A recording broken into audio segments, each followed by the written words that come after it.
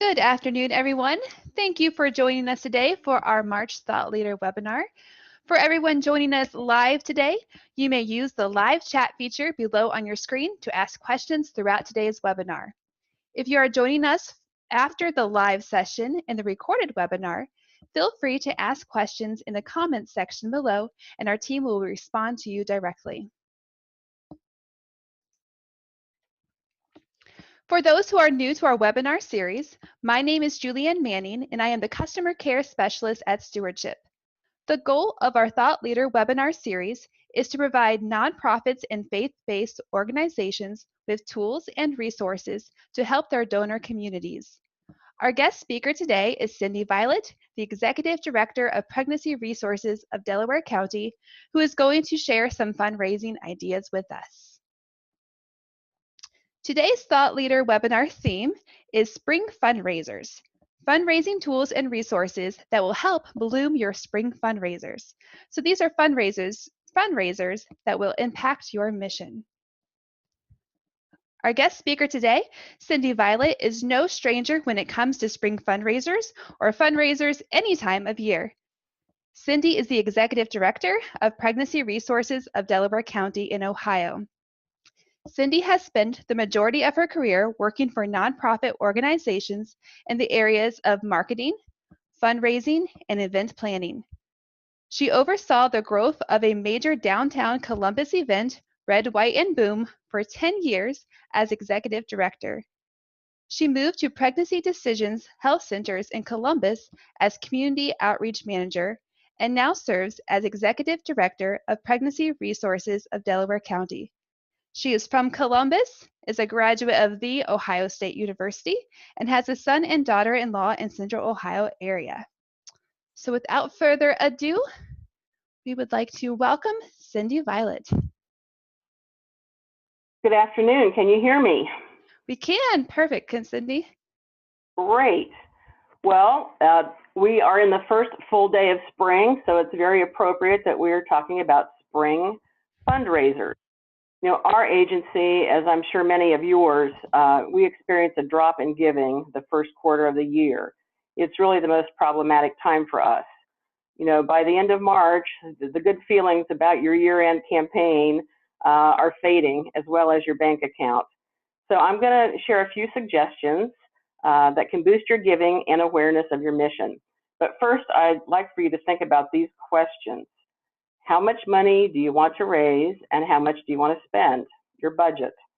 Do you want this to become a major fundraiser, or are you raising money for a specific need? Your purpose. And do you have the time, staff, and volunteers needed to plan another event? Infrastructure. And I believe, you know, your next webinar is about event planning, so I won't elaborate on these questions, but there are things you need to think about. So let's move on. Here are several springtime events we have done and dropped, even though they had potential. The first one is Aim High for Life. This included a dinner, auction, and an opportunity to shoot trap or shoot at the indoor range. You know, other than southern Delaware County, we're still a rural area, and we thought this would be very popular. We did this in April, and we made a little money every year, but it really wasn't a good return on the time and effort we put into it, and we dropped it after 3 years. We were having challenges with the facility. People said the timing wasn't good for them, and so we stopped doing the event. Even still, I think it's a good idea. And you can see by the picture, these ladies had a fabulous time, and it was a fun event. So let's move on. Our spring tea. The agency had a spring tea for at least 2 years. This was before I arrived. Women were encouraged to dress up and wear hats, as you can see. In addition to refreshments, there was a client testimony. This was a fun event, but the same people attended every year, and I got the impression it really died off for lack of growth. You know, that was our experience, but I think it's a legitimate idea, and with the proper involvement from the community and a core group of volunteers, it could be successful. So let's move on. In honor of Mother's Day appeal. For a couple of years, the center sent a direct mail appeal asking for gifts in honor of the donor's mom. In exchange, we would send a Mother's Day card to the honoree acknowledging that a gift was made in her name.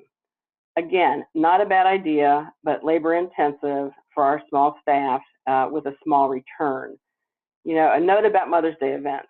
I'm in favor of Mother's Day, but not Mother's Day events. You know, many churches still have Mother's Day dinners around that time. Plus, it's a day for families, including your staff and volunteers. So let's move on from the events that, I won't call them failures, but events that we dropped. Let's briefly touch on what I would call the more standard or usual events. Our big fundraising banquet is in the fall, usually in October. We like having it then, but many agencies have their galas in the spring. You know, an agency I know of actually changed their event from fall to spring. This is kind of tough to do, but they promoted it well and really didn't miss a beat. So that's something you could think about, you know, based on your schedule and funding needs, is rescheduling your gala event. We have also added a walk and run event in July. I would have preferred earlier in the year, but that's what was available in our community.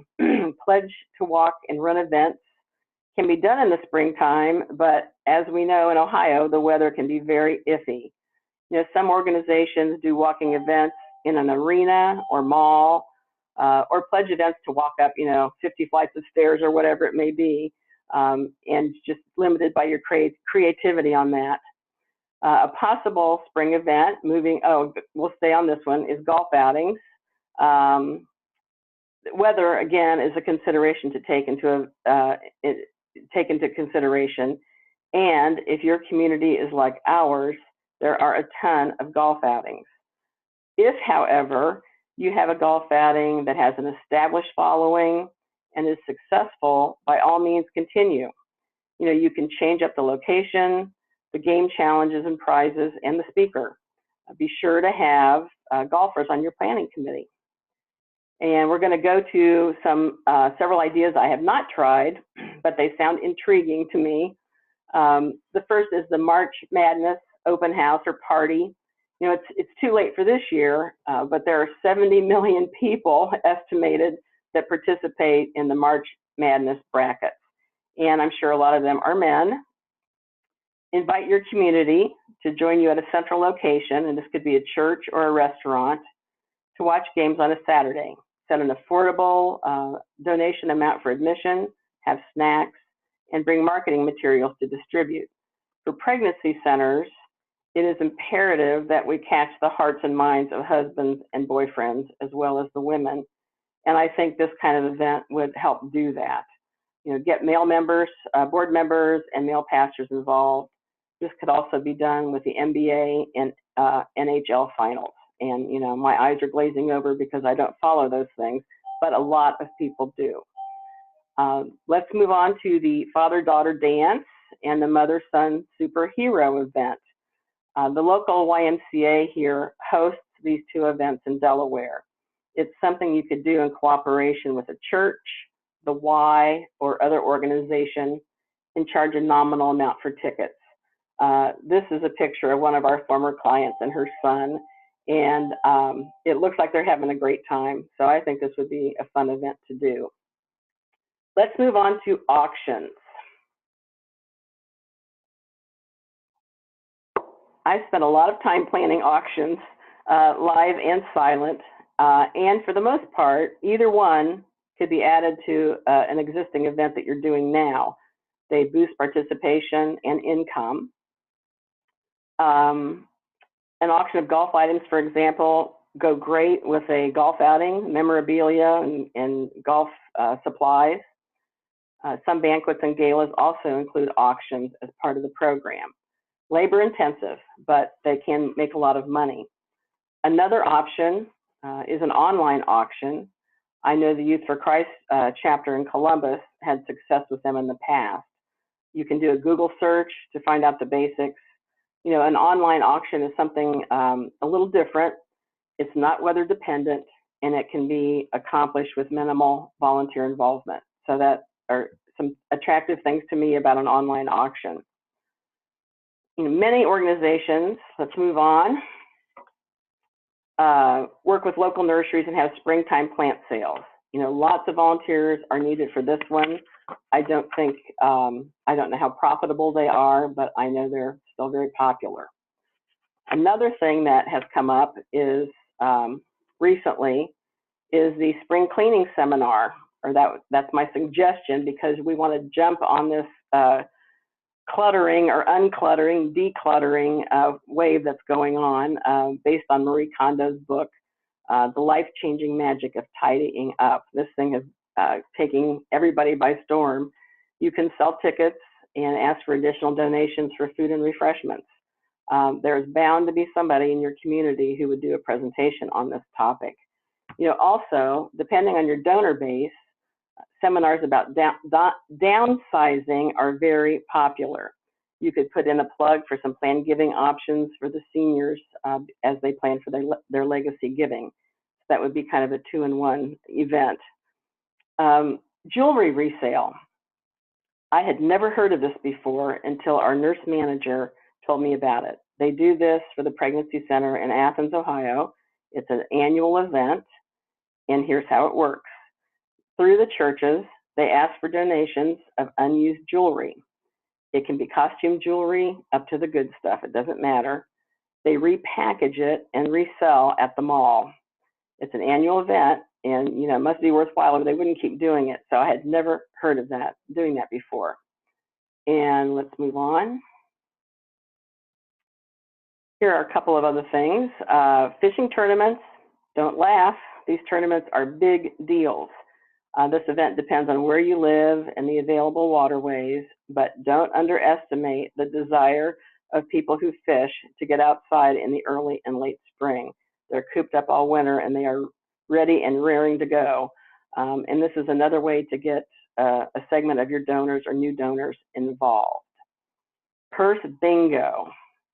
Maybe some of you have heard of this before. I hadn't, but I went a year or so ago and it was wild. I am excited because our center is going to be the recipient of one of these next spring. The only one I'm aware of in Delaware is hosted by the Knights of Columbus. It was held at a country club, and the ticket price included refreshments, drinks, and a set number of bingo cards.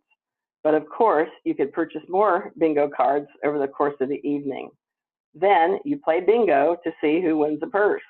There was a large variety of high-end purses offered. Part of the beauty of this one is that it was set up by members of the church associated with the Knights. So they had a built-in audience. And you can check out more online about that particular event, but it was a lot of fun and they had a huge crowd. Before we go on, I want to mention something, and that is our attempt that we are making to engage younger donors.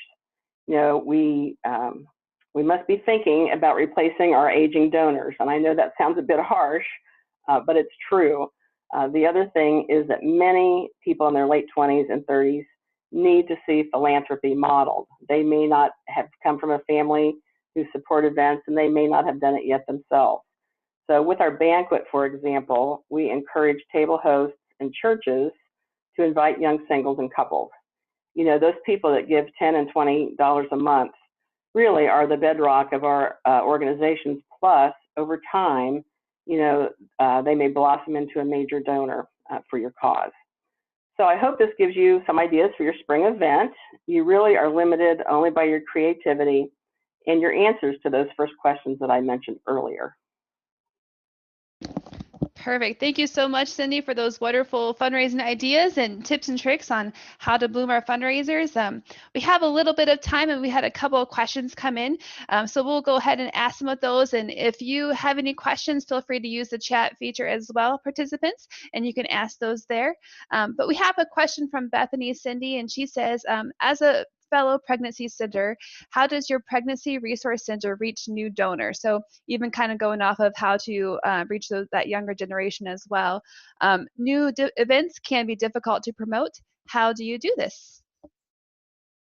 Well, we do for the banquet, for example, we do rely on kind of our our faithful attenders to start inviting younger people. Okay. And that's the beauty of a banquet. You have somebody come for a couple of years, and then you encourage them to host a table and bring people from their own age group. We've added the walk and run last year, and it really drew a totally different crowd than we were used to. Many more young families and singles. So I think it just depends on the type of event it is. Social media is the way to go to attract younger people. We're doing giving by text now, which took us forever to get there, but those kinds of things are really important. And the social media, you've just got to make it work for you and in promoting your events. Perfect. Thank you, Sydney. Now, in your experience, what was the most successful fundraiser that required the least amount of staff or volunteers to pull off? Well, the short answer is mail. Okay. And I know direct mail is kind of falling out of favor, but our Christmas year-end appeal is really the most successful without any volunteer involvement, other than we have volunteers come in and help seal the envelopes and stamp the envelopes. So anything that we do with an event, we're a very small staff. We're 3 part-time people, so we are very dependent on our volunteers to do events. So the walk had a very good return for the first year last summer, but again, we relied on volunteers to set up and register and that kind of thing. So that's kind of a tough question for me to answer because of our reliance on volunteers. Okay, perfect. Just one more here, talking about that community involvement. Do you consider a fundraiser successful only when you meet your goal, or also do you measure the impact it has had in bringing awareness about in your community?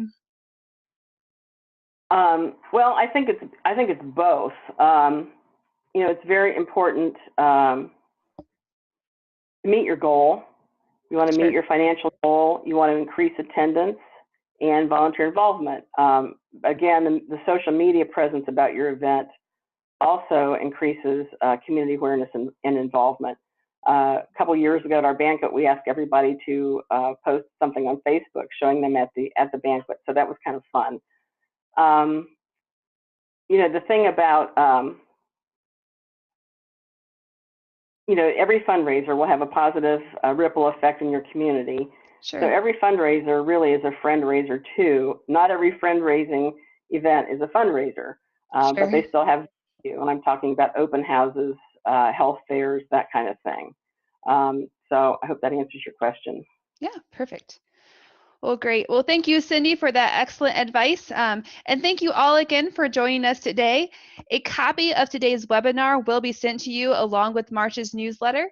If you have any questions for Sydney or myself, our contact information is on the screen in front of you. And you can also view some more fundraising tips and tricks at our blog on our website at stewardshiptechnology.com/blog. You can also go to our blog for the latest updates and information about resources, products, services, industry trends, and future webinars. And then, as always, speaking of social media, please feel free to share and like us on Facebook and on LinkedIn. So thank you, Sydney, again for being our guest speaker today. And thank you all for joining us. Have a great day. Thank you.